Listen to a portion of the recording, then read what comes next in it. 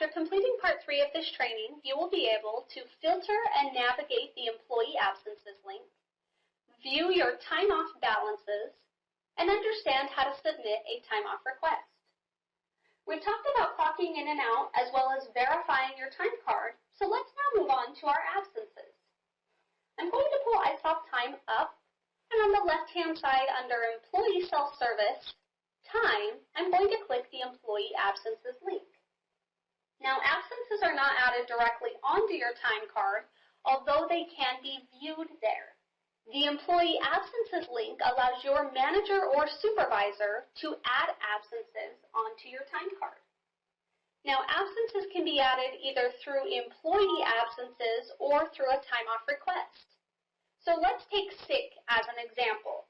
Most of the time, people are expecting to be sick or expecting to take a sick day. In that scenario, if you called your manager this morning and let them know you won't be coming in because you're feeling sick, they would come to the Employee Absences screen and manually add an absence to your time card. This screen allows you to filter your absences based on a certain date range or even an absence policy to get a list of days that you have used your specific absences. You'll notice up here at the top it is going to default to the current month date range, but you can adjust that to whatever you'd like. Up here at the top, you'll notice you have a drop-down for absence policies. Please keep in mind that your absences may differ. And then status, are they pending, approved, or processed? Now, pending absences are in there for time-off requests. If you submit a time-off request, it goes through a workflow for approval. So as an employee, you may submit the request, and your company may want your manager and or your supervisor to approve or reject that request. If it has not been approved or rejected, it's going to be sitting in a pending status. Once it gets approved, it'll go to the approved status, and processed means that the manager has simply added an absence via the Employee Absences link. Now, if you adjust any of the filters up here at the top, such as the to and from date, the absence policy, or the status, be sure to hit the filter button as this is going to update the screen that you're looking at.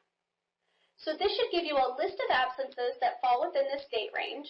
So you'll notice we have the date, the absence policy, the status, the number of hours that you had off, the estimated hours available, and then if the payroll has been closed, it'll give you the check date for when it was paid out. The next screen we're going to look at together is our time off balances. So on the left-hand side, under Employee Self-Service, Time, I'm going to choose Time Off Balances. This screen allows you to see your available balances, your current accrued, and your year-to-date accrued for any accruals that you might earn. For my example, I have sick leave and I also have vacation leave, and you'll notice it tells me how much I'm earning per accrual rate, what my current balance is. Now keep in mind your current balance is going to be accurate as of the last completed pay period.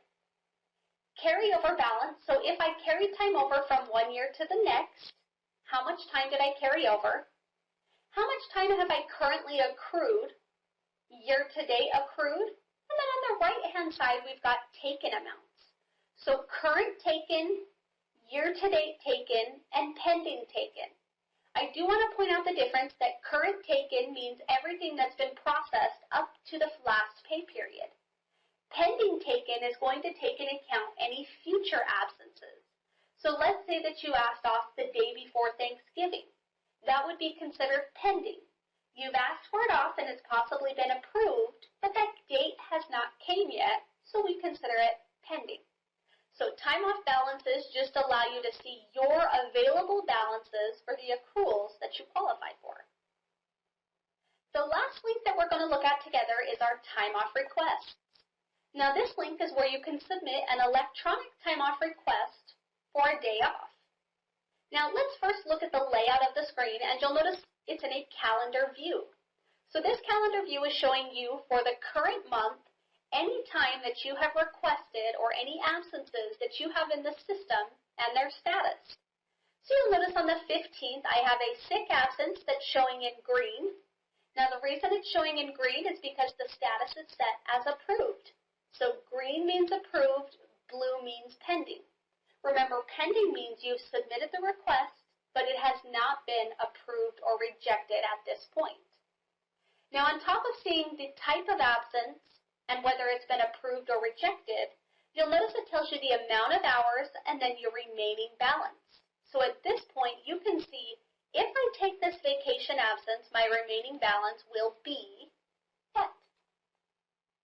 Now you can change the view by looking at a month, a week, or even a day just by using these toggle buttons up here in the top right-hand corner. So let's now talk about how to actually request time off. Up here in the top left-hand corner, you'll notice that there is a blue bar with a white link that says Request Time Off. When we select that, our time off request screen appears, and it's going to start asking us a series of questions. What type of absence are you looking to take? What day or date range are you asking for time off for?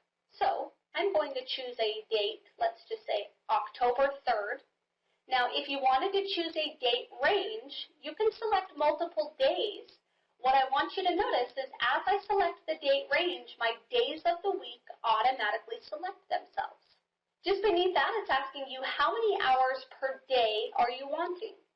Now, keep in mind if you're doing a multiple day absence, the number of hours per day must be the same. Now, what I mean by that is you can't ask for 8 hours Monday, Tuesday, and 6 hours on Wednesday in one request. That would need to be entered into the system as two separate requests. Now, in my event, I'm just going to say that I need Monday, Tuesday, and Wednesday all for 8 hours. If I want to put the start time, I can. You'll notice it's not required, but the start time is going to tell the system when this is approved, what time on the time card do I want it to appear. So I'm going to do 8 a.m. And down at the bottom, you'll notice I do have the ability to enter in comments. So if I want to let my manager or supervisor know why I'm requesting this time off, feel free to do so in the comments. And then up here at the top, we're going to choose Save. Once we choose Save, we're going to be brought back to our calendar view. And you'll notice down at the bottom, we've got my 3 vacation absences listed, all with the status of pending. Now, when you submit a time off request, an email notification is going to be sent to your manager or supervisor letting them know that a request has been in the system and needs to be approved or denied. And I'm going to pull up an example of that email.